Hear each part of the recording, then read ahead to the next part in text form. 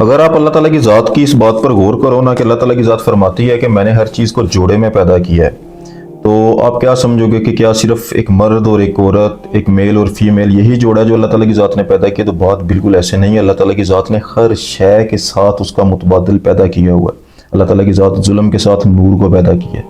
अल्लाह ताला की ज़ात ने तारीकी के साथ रोशनी को पैदा किया। अल्लाह ताला की ज़ात ने लहर के साथ किनारे को पैदा किया, समुंदर के साथ गहराई को पैदा किया, आसमान के साथ सितारे को पैदा किया, सूरज के साथ आग को पैदा किया, आग के साथ रोशनी को पैदा किया, अरूज के साथ जवाल को पैदा किया, फूल के साथ कांटे को पैदा किया। इसी तरीके से अल्लाह ताला की ज़ात ने अच्छे वक़्त के साथ बुरे वक़्त को भी पैदा किया है। जहाँ पर इंसान पर ज़िंदगी में एक अच्छा वक़्त आता है, वहीं पर इंसान पर बुरा वक़्त भी आता है। इसलिए अल्लाह रब्बुल इज़्ज़त ना कुरान हकीम में एक जगह फरमाता है कि इंसान अजीब महलूक है। अल्लाह ताला की ज़ात बोलता है कि अजीब महलूक है इंसान।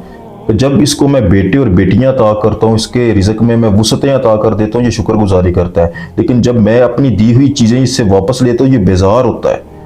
ये बेजार होकर मुझे बताता है कितनी अजीब महलूक है इंसान, कितना जल्दबाज है इंसान। तो अल्लाह ताला की ज़ात चाहती है कि तुम तन्हाई के आलम में भी अपनी ज़ात को संभाल के रखो। जब तुम पर कोई बुरा वक़्त आए तो अपनी ज़ात को संभालो। आज की वीडियो में मैं आपके साथ 8 ऐसी बातें डिस्कस करूंगा जो आपने बुरे वक़्त में, जितना भी बुरा वक़्त है, आपने ज़रूर याद रखनी है। और दूसरा एक बहुत अच्छी चीज़ मैं आपको बताऊंगा कि आपने एक ऐसा विर्द है, एक ऐसी तस्बीह है जिसको आपने सहारा बना लेना। ये वक़्त अल्लाह ताला की ज़ात के कंट्रोल में है ना, अल्लाह ताला की ज़ात की बनाई हुई एक महलूक है वक़्त भी। ये वक़्त भी तुम पर जल्दी गुजर जाएगा अगर अल्लाह ताला की ज़ात के इस इसम से तुम फ़ायदा उठाओगे।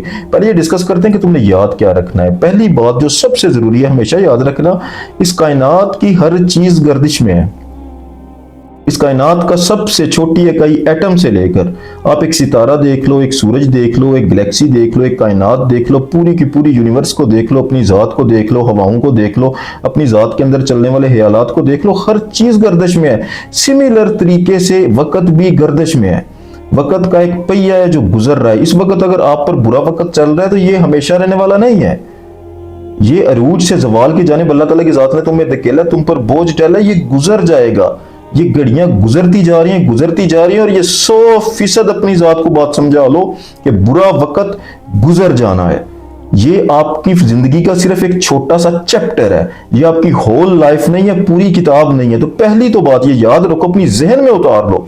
इस कायनात को बैठ के देखो, हर चीज स्पिन कर रही है। अपने ख्यालात को देखो, अपने खून को देखो, एक जर्रे को देखो, एक लहर को देखो, एक हवा को देखो, बहते हुए पानी को देखो। इसी तरीके से वक़्त भी गर्दिश कर रहा है, सर्कल में चल रहा है।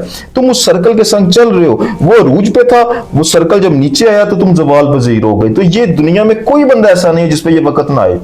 ये जरूरी नहीं है कि तुम्हारे पास पैसे कम है इसलिए तुम पे बुरा वक़्त चल रहा है। जिसके पास पैसे ज्यादा होते हैं उस पर भी अल्लाह बुरा वक़्त लेके आता है। इस वक़्त की चक्की से हर कोई गुजरता है। ये वक़्त की चक्की पीसती इंसान को जरूर है। अल्लाह ताला की ज़ात उसको जरूर आजमाता है, जरूर उस पर बुरा वक़्त आता है। तो ये पहली बात है जो आपने जहन नशीन कर लेनी है कि ये चैप्टर नहीं है, ये पूरी किताब नहीं है, ये सिर्फ एक बाब है, एक चैप्टर है जिसने गुजर जाना। उसके बाद दूसरा याद रखना, बुरे वक़्त में आपको अपने फोकस को किन चीजों पे लेके जाना ये आपने डिसाइड करना है। क्योंकि बुरा वक़्त जब चल रहा होता है तो चीजें आउट ऑफ कंट्रोल होती हैं, कोई चीज समझ नहीं आ रही है, हर चीज बिखर चुकी होती है। बहुत सारी ऐसी चीजें होती है जिन्हें इंसान उस वक्त कंट्रोल नहीं कर सकता।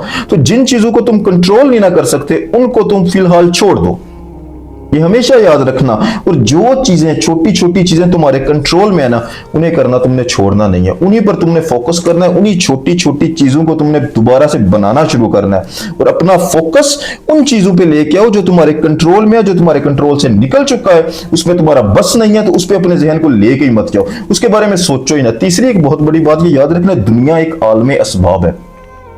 बहुत से लोग यहां पे आके शर्माते हैं, बहाना नहीं तलाश करते। अगर उन पर कोई तन्हाई का ऐसा आलम आ गया, बुरा वक़्त आ गया, तो वो अंदर ही अंदर घुटन में किसी के साथ डिस्कस नहीं करते, मरते रहते हैं, मरते रहते हैं। इस दुनिया में मौजज़ा भी होता है ना, उसके लिए भी अल्लाह कोई सबब जरूर पैदा करता है। बगैर सबब के यहाँ पर कुछ नहीं होता, ये आलमे असबाब है।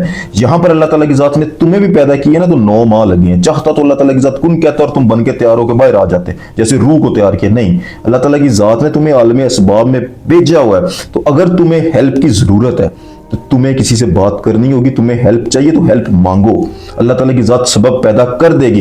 इसके लिए शाये मत करो अपने आप को जो है ना वो अंदर ही अंदर बैठ के घुटन में मारते ना रहो, बल्कि हेल्प चाहिए तो हेल्प मांगो, अपने रिश्तेदार, अपने बहन भाई, दोस्त, किसी से भी बात करो। इसका एक और फायदा भी होगा, जब आप पर बुरा वक्त चल रहा है ना, तो जो बंदा भी उस वक्त आपके साथ खड़ा होगा ना, वो बंदा आपकी जिंदगी का हिस्सा बन जाएगा। और जो चेहरा उस वक्त आपको छोड़ के जाएगा ना, तो उस बंदे को पूरी जिंदगी के लिए अपने कागजों से निकाल दो, उस बंदे को छोड़ दो, फॉरगेट अबाउट इट। उस बंदे को कभी जिंदगी में मौका मत दो, जो बुरे वक्त में जो चेहरे आपको छोड़ के जाते हैं। तो ये एक छानना है, ये ऐसे नितार देगा हर चीज को, लोगों की असलियत आपके सामने लेके आएगा। तो लोगों से बात करो, अगर मदद चाहिए तो मांगो। अल्लाह ताला की जात आलम असबाब में हमेशा सबब पैदा करता है, और उम्मीद रखो अल्लाह ताला की जात तुम्हारे लिए कोई अच्छा सबब पैदा कर देगी। नंबर 4, हमेशा याद रखना, बुरा वक्त तुम्हें मारता है, ये तो एक चीज हो गई, वो तो मार रहा है आपको। लेकिन हम गलती क्या करते हैं कि बुरे वक्त के साथ साथ हम खुद को खुद मारना शुरू कर देते हैं। देखो, बुरे वक्त ने तो हमें आजमाना है, हम पर आया हुआ है, हमारी जात पर वो मुसल्लत है। इस वक्त हमें क्या होना चाहिए? मजबूत होना चाहिए। तो हम क्या करते हैं, अपनी जात के अंदर एंजाइटी, डिप्रेशन और सैडनेस को अपनी जात पर अप्लाई कर लेते हैं, हावी कर लेते हैं, और अपनी जात को खुद अपने जहन के जरिए मारना शुरू कर देते हैं, अपने आप को कोसना शुरू कर देते हैं। एक तो बुरा वक्त चल रहा है और ऊपर से आप अपने आप को खुद मार रहे हो। तो ये दोनों लड़ाइयां आपने इकट्ठे नहीं लड़नी। बुरे वक्त के साथ लड़ने के लिए आपको काम डाउन होना है, बिल्कुल रिलैक्स, एक पल के लिए रुक जाना है, स्टॉप, वहीं पर रुककर चीजें देखो बिखर चुकी हैं तो नो, कोई प्रॉब्लम नहीं है, बिल्कुल काम डाउन हो जाओ, अपने आप को मजबूत करो। इस वक्त तुम्हें मजबूती की जरूरत है, तुमने लड़ना है बुरे वक्त से, तभी तुम इससे निकल पाओगे। लेकिन उसके बजाय अगर तुम अपने आप को भी खुद ही मारना शुरू कर दोगे ना, तो ये बुरा वक्त तवील होता चला जाएगा।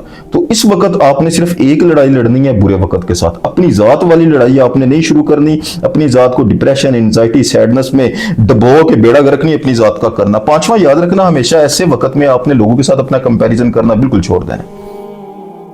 बुरा वक्त है ना, बहुत सी चीजें ऐसी होंगी जो आपके पास नहीं है, लोगों के पास होंगी।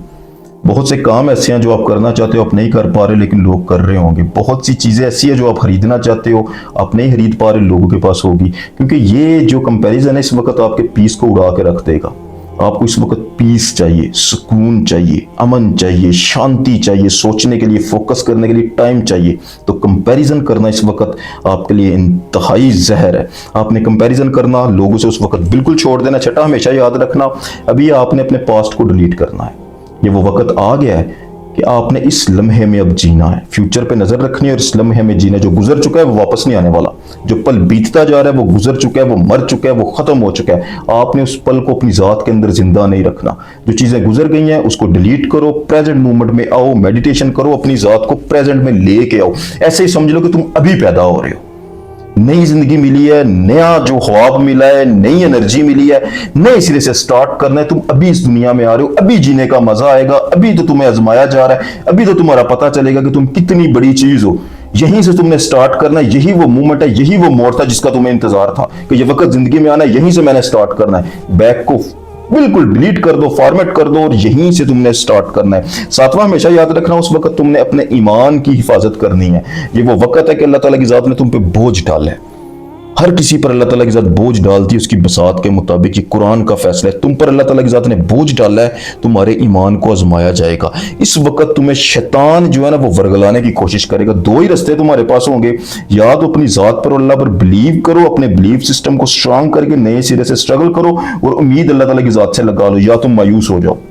मायूसी कुफर है। शैतान हर सूरत में चाहेगा कि इस वक्त तुम्हारा ईमान डगमगा जाए, तुम मायूसी के अंधेरों में आ जाओ। और अल्लाह ताला की जात देख रही है कि तुम इस वक्त मुझ पे ईमान रखो कि मैं हूं, यहीं पे तुम्हारा ईमान आजमाया जाएगा कि वो है, वो कुछ करेगा, वो गैब तो जरूर है लेकिन मेरे साथ है। तो अल्लाह ताला की जात तुम्हारे ये अंधेरे दूर कर देगा। लेकिन इसके बजाय अगर तुम मायूसी की जानिब गए तो तुम अल्लाह ताला की जात को नाराज कर दोगे। इसलिए अल्लाह फरमाता है कि मायूसी कुफर है, तुम मायूस नहीं हो सकते। क्या मेरी जात पर तुम्हें बिलीव नहीं था कि मैं हूं, तुझ पर बुरा वक्त है लेकिन मैं इसको टाल भी सकता हूं। तो अल्लाह ताला की जात के साथ तुमने कम्युनिकेट करना, तुमने शैतान की तरफ नहीं जाना, मतलब मायूसी की तरफ तुमने उस वक्त बिल्कुल भी नहीं जाना। तो आखिरी मैंने आपसे बोला है कि एक खास किस्म का तस्बीह जो आपने करनी है वो क्या है कि आपने तीसरा कलमा एक बहुत बड़ी ताकत है। इसको अपनी जिंदगी की रूटीन में लेके आना, अपनी जात के अंदर उतारना है। इसको आपने डेली 11 दफा पढ़ना शुरू कर देना। उसके साथ आपने हस्बिनल्लाह व नेमल मौला व नेमल वकील कुरान हकीम की जो ये आयत है ना, इस आया मुबारक को आपने डेली 100 दफा पढ़ना है। ये आपने अपने लाशऊर में उतार लेना है। इस इसम से आपने फायदा उठाना है। इसके अंदर इतनी ताकत और इतनी बरकत है कि अल्लाह के फजल करम से जो बुरा वक्त है ना, ये बड़ी तेजी से गुजर जाएगा। जैसे खुशियों का वक्त तेजी से गुजरता है, बुरा भी तेजी से गुजरेगा। आज के लिए इतना ही। जज़ाकल्लाहु खैर।